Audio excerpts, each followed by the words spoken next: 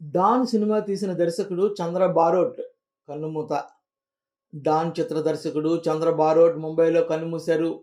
అమితాబ్ బచ్చన్ హీరోగా నటించిన 'డాన్' 1978లో విడుదలై ఘన విజయం సాధించడమే కాకుండా ఈ రోజు కూడా రీమేక్‌లతో ఆకట్టుకుంటోంది.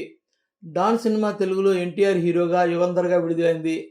ఆ తర్వాత తమిళంలో రజనీకాంత్ హీరోగా 'బిల్లా' అనే పేరుతో రిలీజ్ అయింది. అదే సినిమా తెలుగులో మళ్ళీ ప్రభాస్ హీరోగా 'బిల్లాగా' వచ్చింది. హిందీలో ఫర్హాన్ అఖ్తర్ దర్శకత్వంలో షారుఖ్ ఖాన్ హీరోగా 'డాన్', 'డాన్ 2' అనే సినిమాలు కూడా వచ్చాయి. ఇప్పుడు తిరిగి ఫర్హాన్ దర్శకత్వంలోనే రణవీర్ సింగ్ హీరోగా 'డాన్ 3' తయారవుతుంది. దాదాపు 50 ఏళ్ల క్రితం వచ్చిన సినిమా ఇప్పటికీ ఈ రకంగా రీమేక్లు కావడం చరిత్రలోనే అరుదు. 'డాన్' సినిమాను ఆ విధంగా తీర్చిదిద్దిన ఘనత చంద్ర బారోట్‌కే దక్కుతుంది.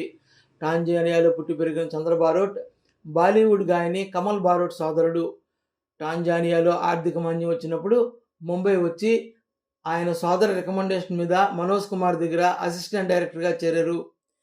మనోజ్ తీసిన 'పోరా బోర్ పశ్చిమ్', 'రోటీ కప్డా ఔర్ మకాన్' సినిమాలకు దర్శకత్వ శాఖలో పనిచేస్తున్నప్పుడు అమితాబ్ బచ్చన్, జీనత్ అమన్ ఆయనకు మంచి మిత్రులయ్యారు.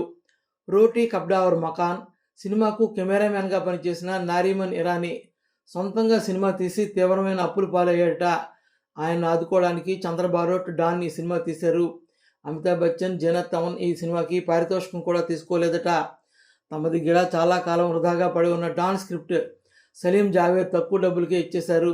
'డాన్'ను ఆ రోజుల్లోనే 84 లక్షల రూపాయలతో నిర్మించారట.